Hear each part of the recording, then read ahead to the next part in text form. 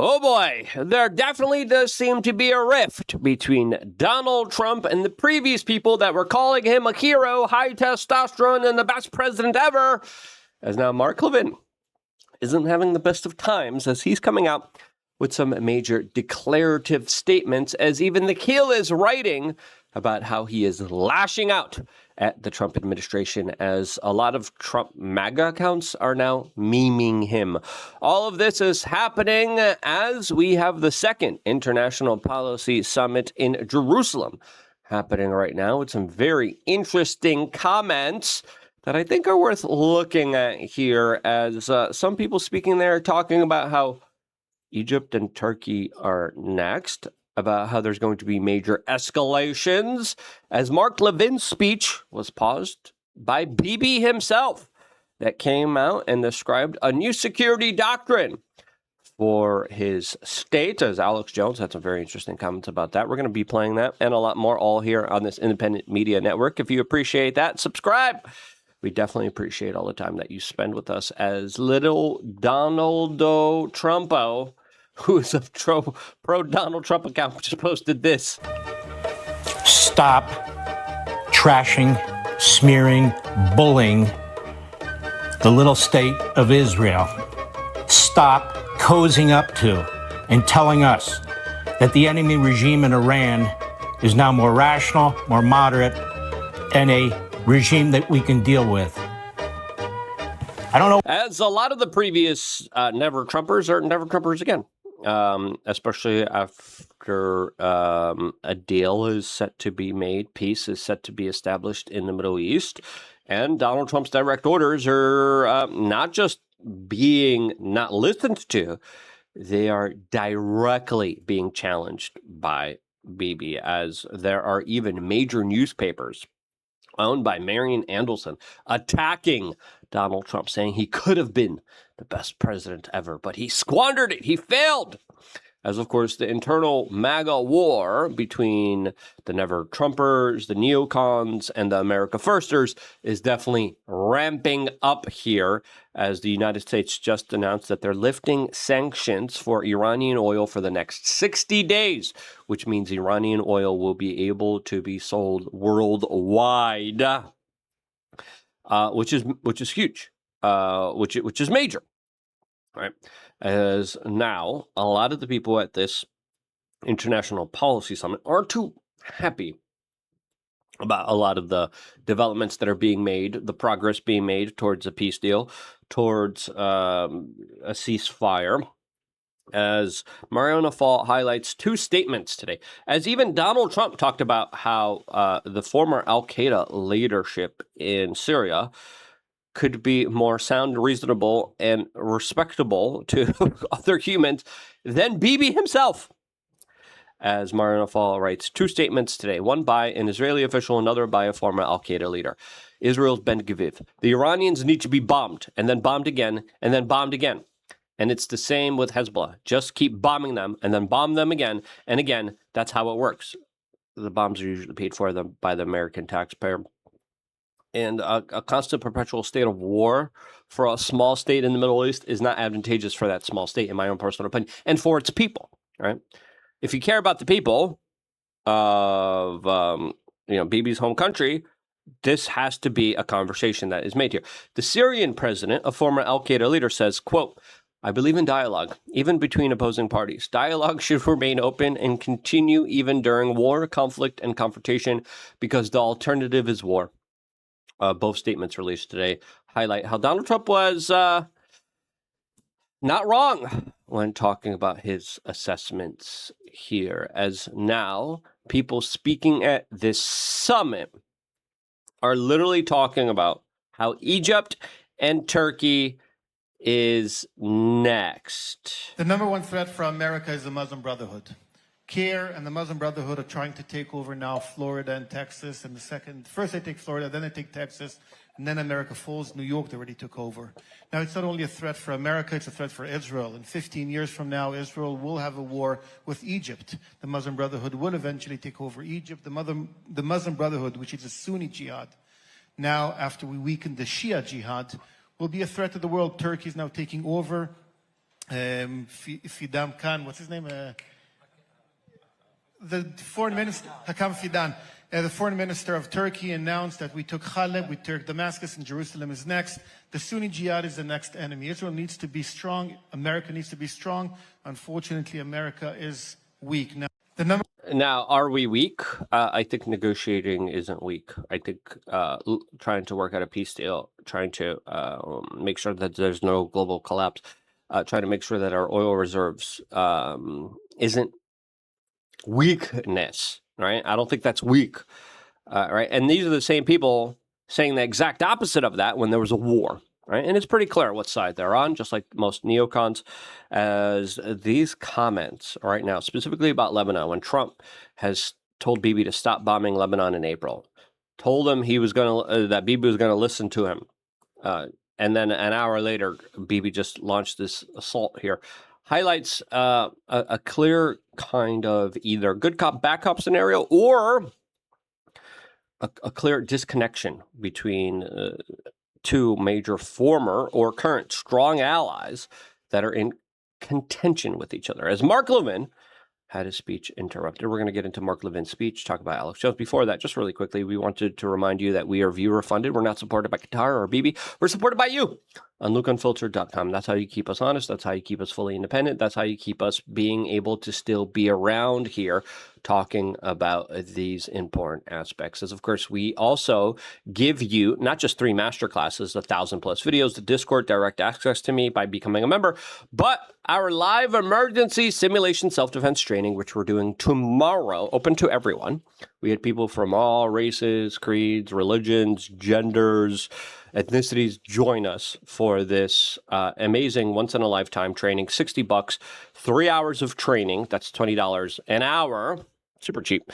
And you get all the equipment also included. You just bring yourself, and you will get one of the best trainings of your life. Seriously, I've been teaching self-defense training. I think it's important, especially with all the craziness and insanity happening in our world. I think being able to just understand how self-defense works, understand how you should not hurt yourself or anyone in a self-defense scenario, that is priceless. We teach you that in one of the best kind of simulations, real life scenarios in a 20,000 square foot warehouse with cars and boats and homes and hallways, and things happen, and then you will have a chance to react like you would in real life. The best training out there. Sign up if you haven't. Email info@wearechange.org to reserve your spot here. Now, let's get back to these comments. Again, these comments are very similar to what Jonathan Pollard said, right? These comments are what a lot of other people are part of Bibi's governments are saying. They're saying, look, we're not going to be done here after Iran. There's more to be had here, right? As now, Mark Levin, speech paused by Bibi entering during his speech. And of course, they played the music. Kind of weird way to cut off Mark Levin here, as Bibi Netanyahu admitted a change to his security doctrine. We change Israel's security doctrine. We initiate, we attack, we surprise, and we attack those enemies that... You initiate. Why you got to initiate? Can we not initiate? Can we not spend American taxpayer dollars initiating on a lot of these conflicts? Can we avoid some of them? Can we stop some of them? Can we work out some kind of deal, please? Can we do something that doesn't involve war? Like, it's not really a secure thing to do to start fights, right? That's kind of an insecure thing to do. Seek our destruction, that seek to kill us, we attack them before they have a chance to do so. If you know Hebrew, akam leorgecha, ashkem leorgo. Kill them first. Sounds a little extreme. Can we not? Can we not just go into perpetual war? Like, can we not just attack anyone who is deemed a threat? Like, what deems someone a threat? That is up to interpretation. And if there's a big military-industrial complex that's corrupt, that's making a lot of money off of this, and politicians that don't face corruption charges every time there's a war, maybe they see a little bit more threats than they did before. I'm just saying here. As Mark Levin's speech was pretty interesting, to say the least here, right? As he came out in a very weird statement saying this. And yet people keep giving opinions about me that aren't true. I read headlines and I go, did I say that? No, I didn't say that. So I just want to explain, I'm not an agent for the Israeli government. I don't meet with the Israeli government. I don't conspire with the Israeli government. Believe it or not, I love this country, and I don't need any government to tell me that.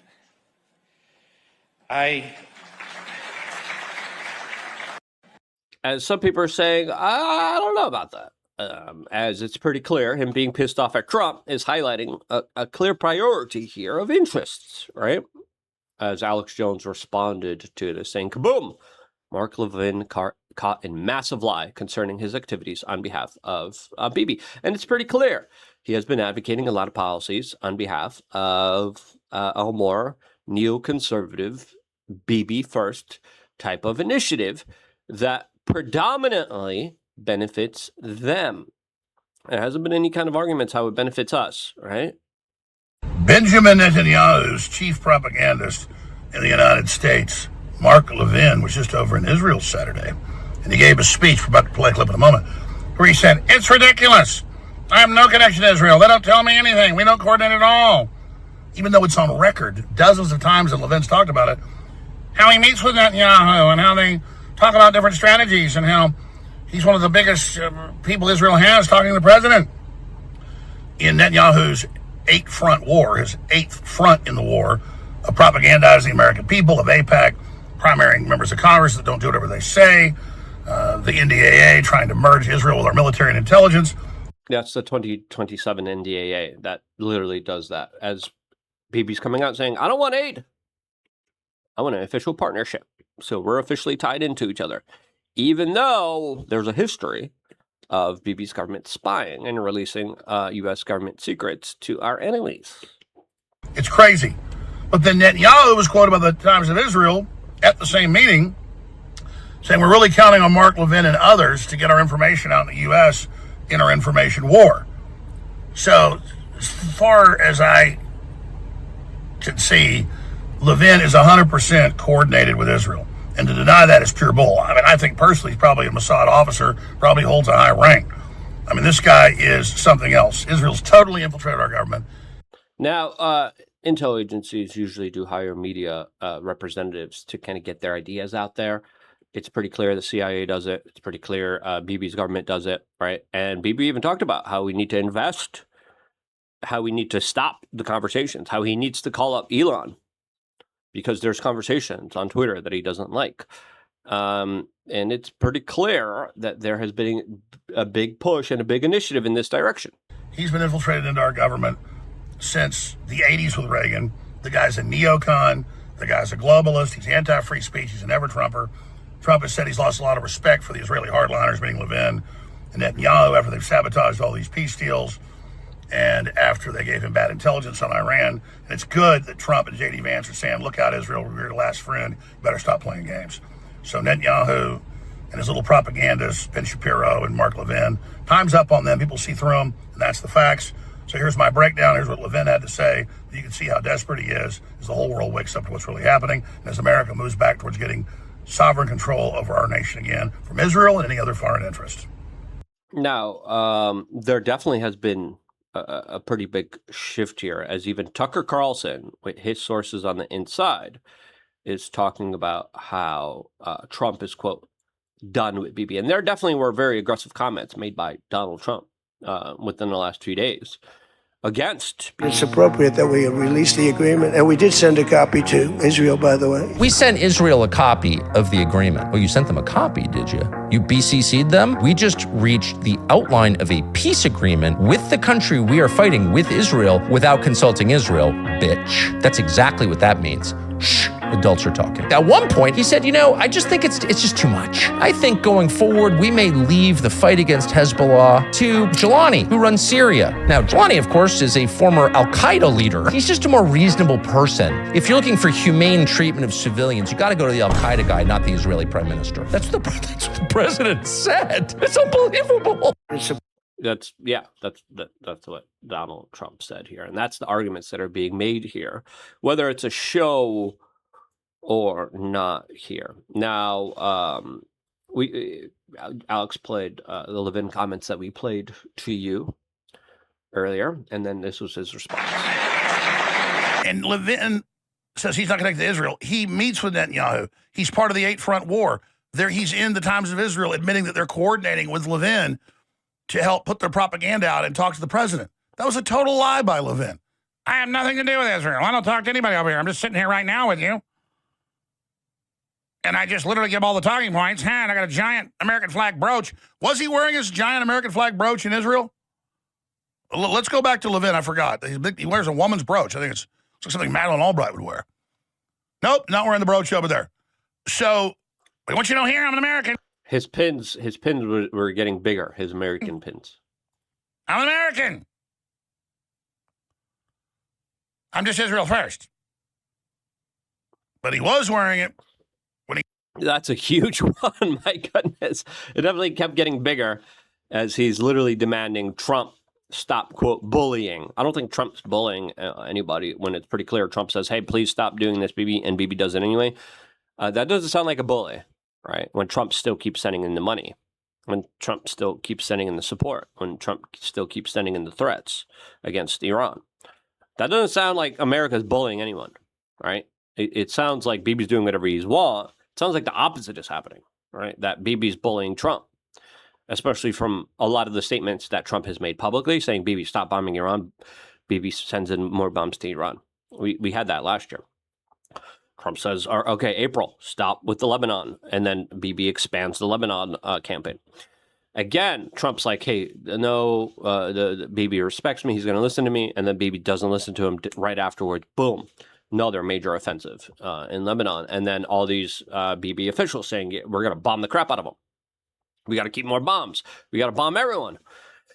And it's like, can we just not have war? Can we just not have a perpetual state of war, please? He got back to the U.S. for the show last night. And boy, he went on a rant against Trump and everybody else. Abandoning Israel. We're just supposed to stay in your failed war. No matter what. So the good news is America and the world's woken up to this. Israel needs to get rid of Netanyahu. They've already smashed the proxies of Iran. And they need to go into a peace cycle. And it needs to stop. And large portions of Israel agree with me. And Israel will no longer be the most unpopular country in the world, and it needs to stop being the center of attention.